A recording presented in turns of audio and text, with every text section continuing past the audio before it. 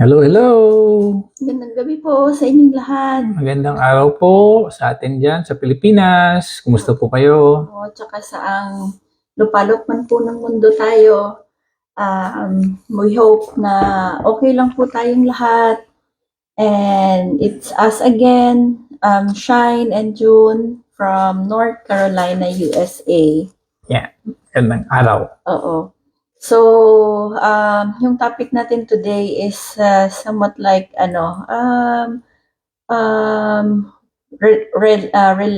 related sa mga nangyayari ngayon.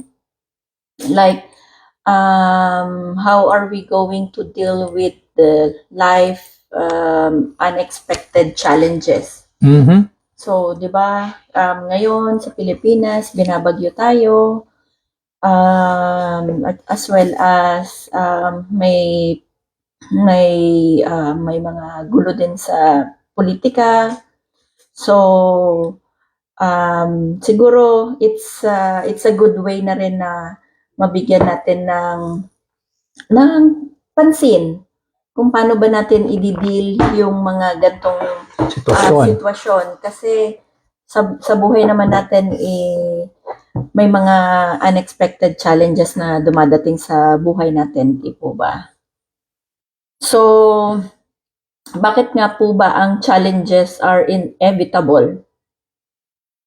Kasi ano naman kumbaga all challenges are part of human experience, 'di ba?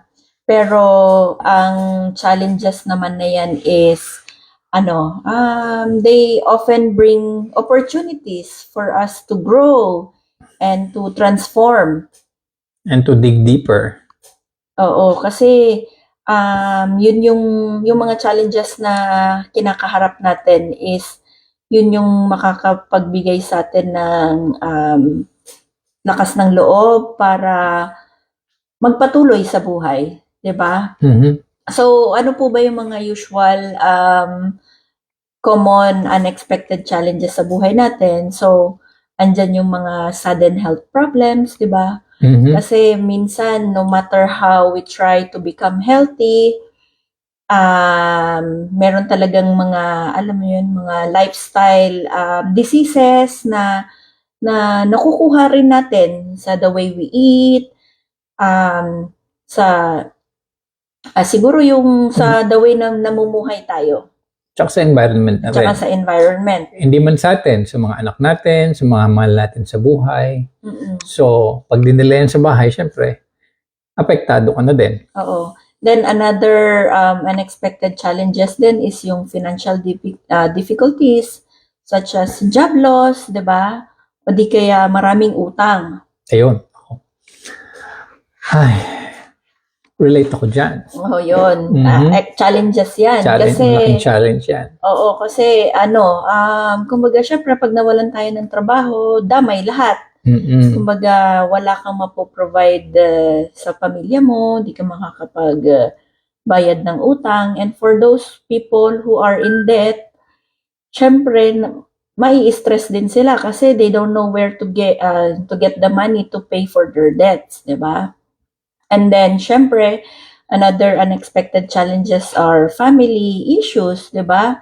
May mga ibang nagkakaroon ng relationship breakdowns, tsaka yung mga caregiving responsibilities. So kumbaga these are normal, 'di ba? Para siyang it's a way it is given to us para matest how are we going to manage these things. Mm-mm. 'Di ba? And ayun, parang test na rin yun kung gaano ka katatag. How would you react? How would you respond to such challenges? Oo. So, speaking of magiging matatag, so 'di ba, will be become resilient from dun sa mga challenges na kakaharapin natin. Kasi being resilient, it is your ability to recover and adapt in the face of adversity. Di ba? Bounce back. Oo. Parang version 2.0 mo ulit yon. Mhm. So, Siguro we'll just share some tips na lang din to become resilient. So unang-una, syempre you have to cultivate a positive mindset. So andyan na naman tayo sa positive mindset. Kasi syempre focus only on what you can control. Tama. 'Di ba? Kasi hindi lahat po ng bagay is nakokontrol natin. Kumbaga, i-manage natin yung mga bagay na kaya nating i-control, like siguro sa finances, try nating magtipid, Mhm. 'di ba? Kung hindi naman kaya, then siguro pwedeng ipagpaliban muna natin, 'di ba? Kung hindi naman siya necessity, so muna, kumbaga, I-differentiate natin yung needs at wants. Malaking kaibahan po yun. Oo. Then we also have to practice gratitude for what you still have. 'Di ba? Kasi alam naman natin maraming tao na wala kung ano ang meron ka. Tama. 'Di ba? And stop comparing na rin siguro kasi hindi naman lahat ng bagay pwede mong makuha. It goes the same thing dun sa ibang tao. Meron sila na wala ka, meron ka na wala naman sila. So it can never be a good comparison. Oo. But to each is his own, ika nga, and we have all our path and journey to take. Oo. Ay pa rin, just be grateful for whatever you have. May it be big or small. Tama. And then another tip for being resilient is to maintain a support system. 'Di ba? Reach out to your family, to your friends, 'di ba? Or community groups kasi these people will help you out. It's really kumbaga, don't be afraid to seek help. Advice or assistance. Oo, and then if you really need to seek a professional help when needed, do so. Kasi hindi naman nakakahiya na humingi ng tulong, lalo na kung para sa ikabubuti natin. Tama. 'Di ba? And then another tip will be we need to develop a problem solving skills, 'di ba? Like breaking challenges into smaller manageable tasks, 'di ba? Kasi we cannot parang hindi naman natin matatapos yung isang malaking task agad-agad, 'di ba? It still need to be done step by step pa rin. So why not break it into small pieces para mas mabilis siyang ma-accomplish? Meron tayong tinatawag na quick wins. So priority natin yung mga quick wins na yon, na hindi naman masyadong magko-consume ng ating resources, madali siyang i-resolve, and then later on mag-focus tayo dun sa mas complex na issues or problema. And then syempre, last tip for being resilient is to syempre take care of yourself, 'di ba? Prioritize your physical health through proper sleep, exercise, and nutrition. So parang katulad sa amin na mga nurses, 'di ba, especially those who are working night shifts, 'di ba? Iba ang kumbaga, naiiba yung body clock, 'di ba? So if you get time to rest, dapat mag-rest talaga kasi iba din yung takbo ng isip mo pagka kulang ka sa tulog, di po ba? Totoo yan. Oo. Tapos kung halimbawa medyo nafe-feel natin na medyo bumibigat na tayo, or kailangan nating magbawas ng timbang, so konting exercise din, and syempre we have to watch for our health, like eating habits. eating habits, like siguro yung hindi kumakain ng gulay dyan, Oh, ano na lang, mag-start na ano din ng gulay, di ba? yung mga vegetable lovers natin dyan, yung sa sobrang pagmamahal sa gulay, hindi nila makain. Gusto nilang nila tinitingnan. Mm-mm. So, syempre, para din ma-nurture yung ating mental and emotional well-being, so, kailangan natin mag-engage sa mga activities na yon. Like, kung kaya mong mag-meditate ka, di ba? Anything na makakaboost ng mental health mo, it's a way of taking care of yourself. mhm. So, how are we going to adapt to these changes? So, unang-una, accept the situation. Acknowledge. Acknowledge your emotions but avoid dwelling on the negatives. Mhm. 'Di ba? Kasi lagi nga nating naririnig na don't dwell in the past, ganun. Kasi yung past mo yun ang mag-hold sa'yo. It will hold you back. Mhm. 'Di ba? From doing something. Oo. Tapos, syempre, staying flexible. Like being open to adjusting your plans and expectation. Kasi, di ba kaya nga, may kasabihan na pag pinaplano, hindi natutuloy. Oo. So, kung may gusto kang gawin mo na. Like yung na-mention namin kahapon, yung 5-minute rule, di ba? 5 seconds. 5-second Mhm. rule. Pag nag-bright up na yung When- ideas, When you have the urge to do it, oo. to act, you have to do it right away. Kasi later on, with that split seconds, you can easily forget it. Tama. 'Di ba? And malay mo, yun lang ang window mo of opportunity. Mm-mm. Malaking bagay po yun. Oo.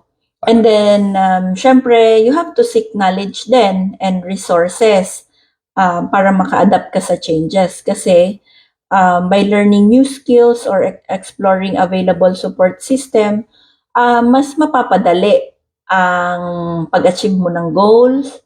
Kasi, may mga taong nakarating na, kumbaga, nasa lugar na kung nasaan ka ngayon, na kumbaga malayo na yung narating nila. 'Di ba? Kumbaga those people leave footprints, all you have to do is just to follow. Mhm. Follow, learn the skills, don't stop learning. Mm-mm. Sabi nga doon sa isang vlogger na lamang ang may kaalaman. Oo. So, And then next step to adapt is to focus on your long-term goals. 'Di ba? Use the challenges as stepping stones toward your desired future. Kasi lahat naman tayo, meron tayong kanya-kanyang long-term goals, 'di ba? Like for us, syempre, while we are still working on our careers, syempre, we still our long-term goal is to retire. retire early, be a death-free, bayaran natin yung mga mortgages, yung mga ibang mga obligations natin, makapagtapos yung mga anak natin. Oo. So, may kanya-kanya po tayong mga goals. So, you have to focus on that. Kasi, minsan, sa mga challenges na dumadating natin, kumbaga, masyado tayong nai-indulge ba dun sa pagharap dun sa challenges na nakakalimutan na natin kung para saan ba tayo bumabangon araw-araw. Or ayaw nating harapin. Kumbaga, Oo. we keep on procrastinating. Hindi, di bali, bukas na lang yan. Bukas na lang yan. Pag-iisipan ko pa yan. Parang mga ganong bagay ba? Oo. So, what can we do to help people deal with life unexpected challenges? So, syempre, if you know someone na may pinagdadaanan, syempre, you have to encourage, you have to give encouraging words, 'di ba? Like, tough times are just temporary. Kumbaga, 'di ba nga, maskin ang bagyo, dumadaan lang.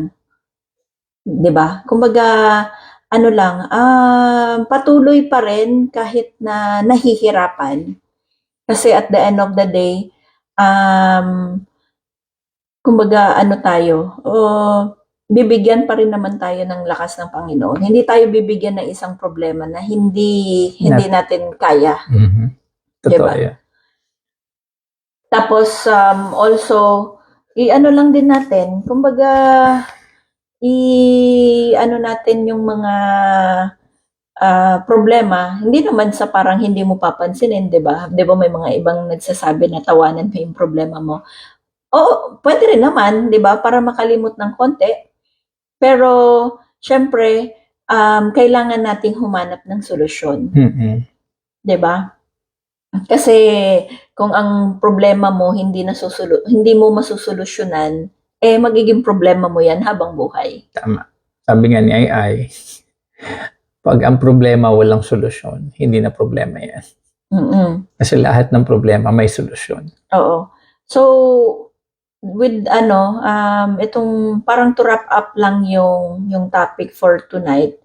Ano lang, siguro kailangan lang natin mag-take ng one small step, 'di ba? Para ma-address natin yung current challenges natin. Whether seeking support sa ibang tao or writing down your thoughts para lang maibsan ba yung nararamdaman natin kasi mahirap pagka napuno, Mhm. 'di ba? Look at the bigger picture. Ika nga, kaya tayo mag-i-step back. Kasi di ba pagka masyado kang malapit, hindi mo na makita kung ano yung connection nito. Whereas pag nag-step back ka, makikita mo yung larger picture, saka ka ngayon makakapag-isip ng tamang paraan para solusyonan yung problema na yon. Mm. So, ano lang, bigyan lang natin sila ng inspirational quote Okay. para dito. Ano lang, simple lang naman kasi kumbaga tough times never last, but tough people do. Mhm. 'Di ba? Ano 'yan, kumbaga nasa pagdadala natin yung problema and how we react to it and how we will make or take an action para masolusyonan yung ating mga challenges in life. Tama. Oo. Masyado tayong seryoso ngayon, no? Oo. Kasi ano yan, syempre, lahat naman ng tao may pinagdadaanan. So, we are with you po and we are with you in prayers as well. Kung ano man pong problema, challenges ang inyong pinagdadaanan. Oo.